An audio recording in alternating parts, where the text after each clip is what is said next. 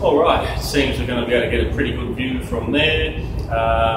This fleet of vehicles kept at the premises overnight. Any vehicles used by any staff member at any time.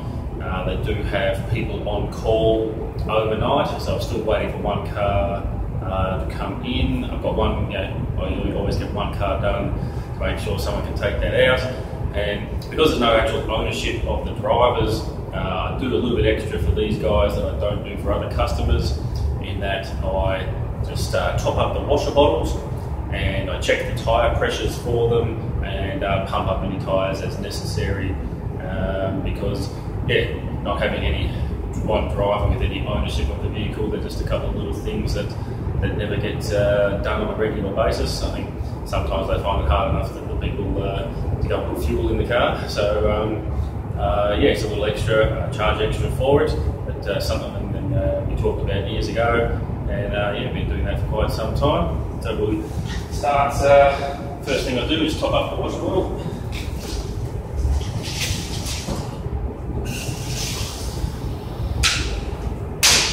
Pretty full.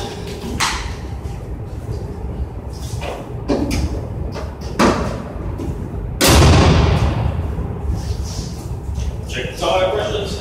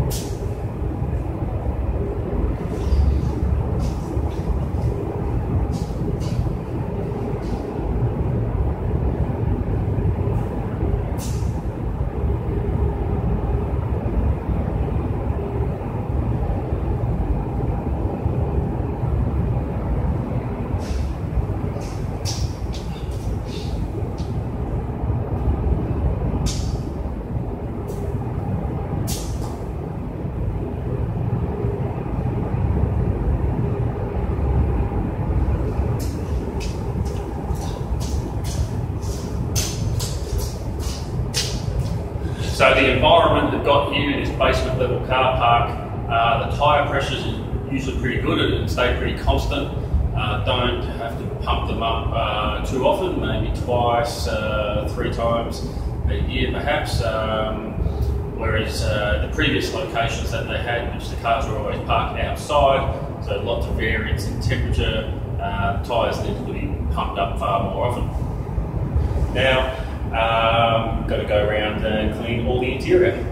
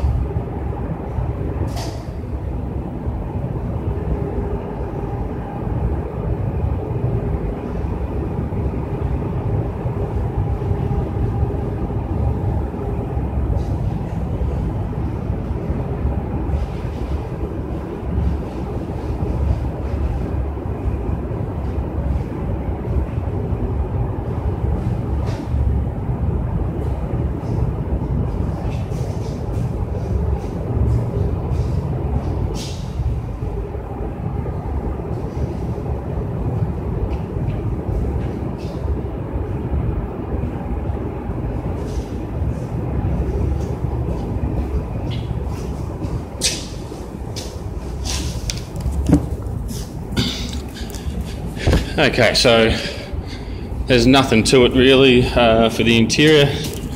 Most people know what's going on, but I'll just quickly show you. I get in and I vacuum in everywhere I can. That's why when I pulled the car up, put the front seats forward, fold down the back seats, and generally I start from the back of the car, work up the passenger side, go around and work up the driver's side, vacuum in everywhere, wipe everything, every hard surface over to get any marks and dust off, and it's pretty easy. I like to wipe everything down as I go because it's the best way to be able to get down the sides of the seats, especially the console.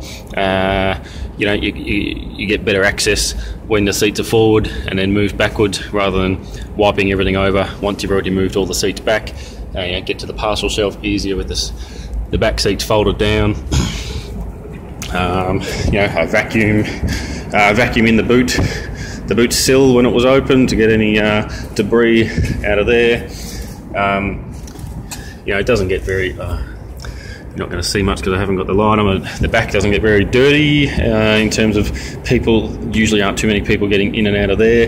The seats do get a bit dirty because they do use these customers, the staff carry cases and things, and they put them on the back seats. So after rolling the case along the dirty floor, putting them on the back seat, there's a bit of dust and everything gets on there. Obviously the front driver's area, as in any vehicle, is usually the worst part. That's why I come around and usually clean this area last, so that the cloth that I'm wiping everything over with, I can then use that and I'll wipe over the pedals and all that sort of stuff, which is the dirtiest area, and that's the last area of the car that will be wiped. Also use the same cloth just to put the windows down, get this little bit of gunk off the top of the windows, so that yeah, you can do that either when you're doing the window cleaning itself. I just do it at this point. Always good to do the tops though, so that when someone puts the window down, you know, it's all nice and clean, rather than they put the window down and there's going to be that half a centimetre, 1 centimetre of scunge across the top, and it just yeah, it doesn't look very appealing. So yeah, that's the basics of the interior. It's just vacuum everything that can be vacuumed up, wipe over all the hard surfaces.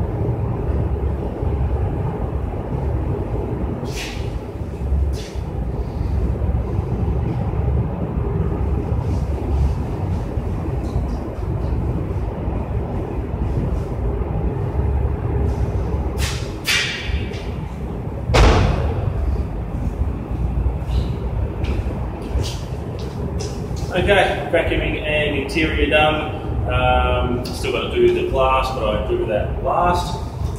Now we get on to the wash, where this is where doing regular maintenance cleaning, you can learn about the cars that you're cleaning, and also use the environment that you're cleaning in to your advantage. I am in a basement level car park, so therefore not affected by any outside weather. In fact, once you start spraying the water around in here, it gets kind of humid, so the car doesn't takes a fair while to dry out, which is good, but it does make it a bit of a pain for cleaning the glass. Also, I've discovered that if, such as the wheels, twice a year roughly, if I take all the vehicles and give them a thorough cleaning, so as in acid cleaning with all sorts of wheel brushes and things, and then put a bit of a sealant on there, such as something like CarPro Reload, I can then, on all subsequent visits, such as I'm going to show you today, I can get away with spraying just my degreaser around in the wheels and the wheel arches, high pressure cleaning that off, and I don't actually have to scrub the wheels. So we're doing rinseless washing as well, except for initially, I always still give the cars a pressure clean rinse off. I'm doing the wheels that way anyway, and so and you also get rid of all sorts of stuff like that before you get into washing. I've got here all the vehicles that I'm doing today, plus there's another department of the same company that I do the vehicles for as well. They used to be in separate locations, but a year ago or so, the two different departments merged into the one building. I still do the vehicles on separate days. So the first Saturday of each month, these 7 vehicles. The third Saturday of each month, I do the other department vehicles, which also they have 8, so it's 1 more vehicle, but 2 of them are Mitsubishi Outlanders, the SUVs, whereas this department today is just 7 Lancers. Okay, let's get into the wash.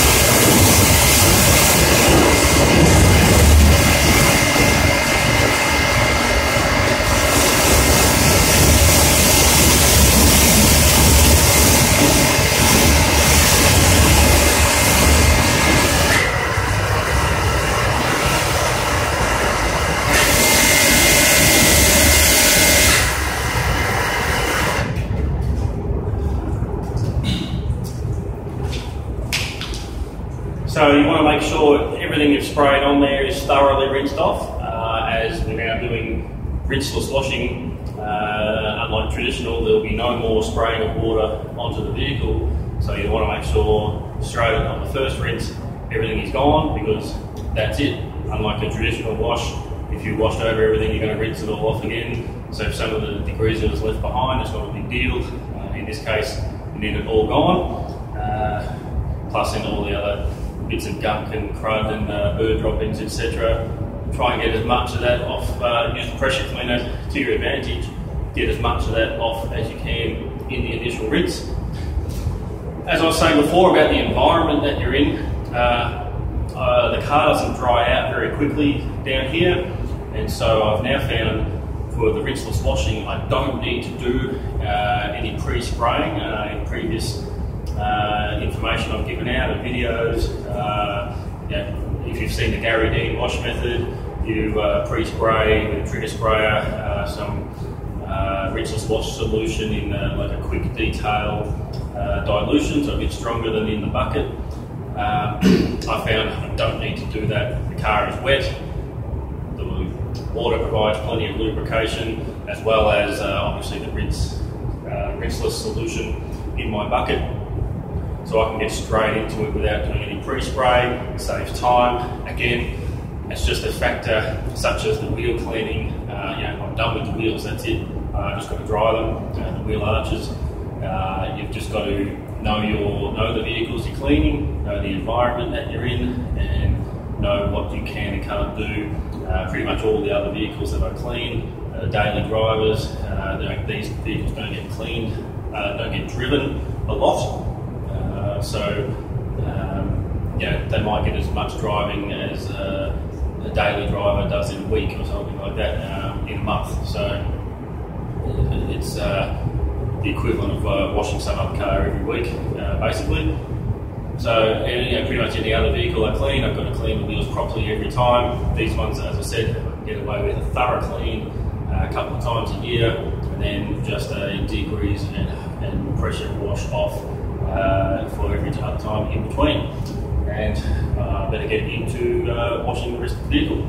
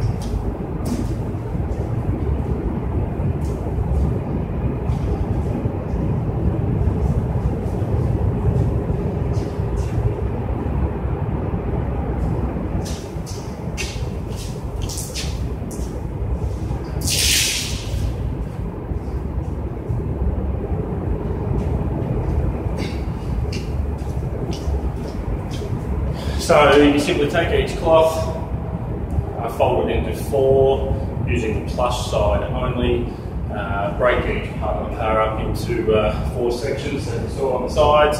There's the 2 doors, front area, back area. That's why I use the larger cloths for there, smaller cloths for the others. Then you can flip it to the short nap side if there happens to be any stubborn bird droppings, bug droppings, any other crud. You've got the clean backside to get those off. 5 cloths to do the whole car. Now dry.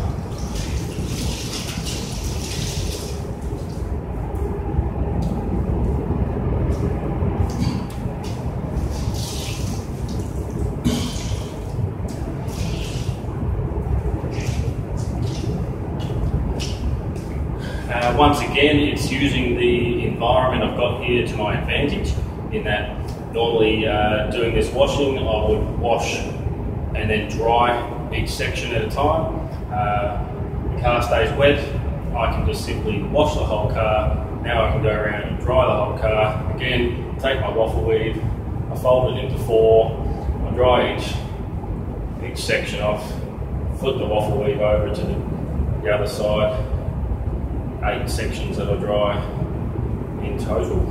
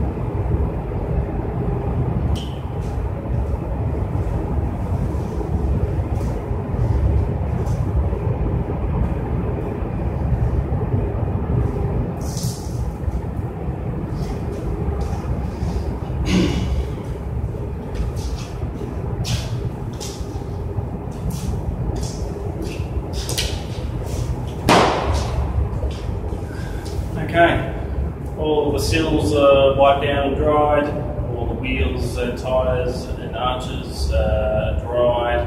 I'm cleaning the glass now while I'm just letting the tyres dry out a bit more, as I said, because it does get fairly humid down here. So just let the tyres dry out a bit more before I put the tyre shine on. I'll clean glass in the meantime.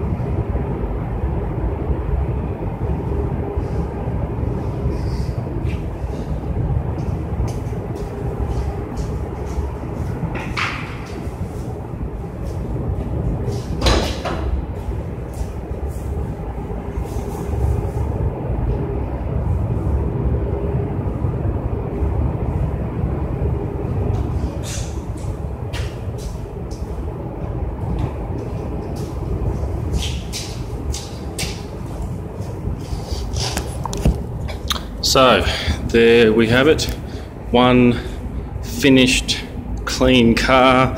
As you can tell by the time on the video, we have done that in just under an hour. That's with me stopping to talk to you as well, so we can get it done a little bit quicker. So if you're a professional car cleaner, if you're somebody who just likes to keep their own car clean, you can just take an hour out of your day and you can get that done. With rinseless washing, if you're doing it at home, you can get that. You could not even pull your car out of the garage if you didn't want to. You can not do the pressure cleaner stage if you're cleaning your car regularly enough that you can spray down the car with rinseless wash solution, such as this. This is Gary Dean's infinite use detail juice.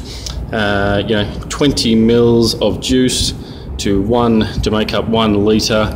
That's your pre-spray. Then it's 20 mils of solution into 4 litres to wash your car. Do the body first, then you use the leftover solution to do your wheels. I highly recommend that product for anybody, professional or home user.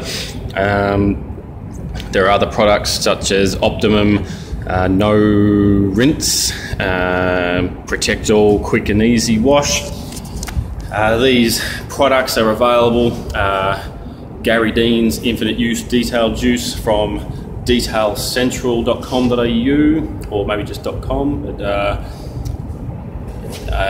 this is for obviously people in Australia. I am in Melbourne, Victoria, Australia. I'm Trevor from Tiger Car Cleaning. You can go to www.zas.com.au, ZAS Automotive Supplies, for Optimum No Rinse.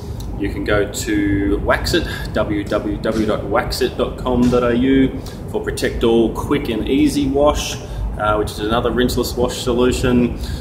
These guys all sell all sorts of great brands of products. They support a forum that I get onto called detailparadise.com.au. Car enthusiasts and professionals get on there to talk about car cleaning. It is fantastic. The community there is awesome. Everybody always helping each other out. The suppliers that sponsor that, ZAS, Detail Central, Waxit, Car Care Products, Obsessive Shine. I hope I haven't missed any out. Just support that forum fantastically. It is excellent. If you don't know a lot about rinseless washing, it might be new to you. I suggest you check out Gary Dean from Florida in the USA. He obviously makes Gary Dean's Infinite Use Detail Juice. That product is fantastic. You can do so many things with it. You get that from Detail Central. And check out rawdetailtv.com. That's rawdetailtv.com, sponsored by infiniteusedetailjuice.com.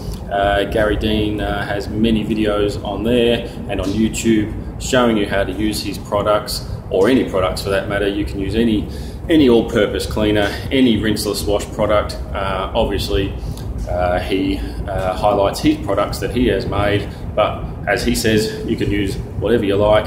He just shows you a good way to get things done. I hope I'm doing the same here, showing you how you can save a little bit of time. It's not necessarily cutting corners, because as you can see, I haven't scrubbed these wheels, but they are clean. As I said, every couple of times a year, I will give them a very thorough clean, put a sealant on them, which then allows me to do the type of cleaning on them that I did today. Wetting down the whole car, pressure cleaning the whole car first. Therefore, you don't need to do your pre-spraying for your rinseless wash. You can save a bit of time there, and that's all because of the environment I'm in here in a basement level car park. If I'm outside, that doesn't work. I've got to do each section, spray, wash, dry, go around the car in about 5 or 6 sections to get that done. So I hope I've shown you a little bit today. It is a long video, but I wanted to make this video without cutting, just showing you one section. I wanted to show you the whole cleaning of the car, inside and out. No cutting the video, just the whole thing in one go, so you know I haven't cut any corners, I haven't done something while you're not looking. It's the whole lot, the whole car done in under an hour. Now, I'm Trevor from Tiger Car Cleaning. Thank you very much for watching.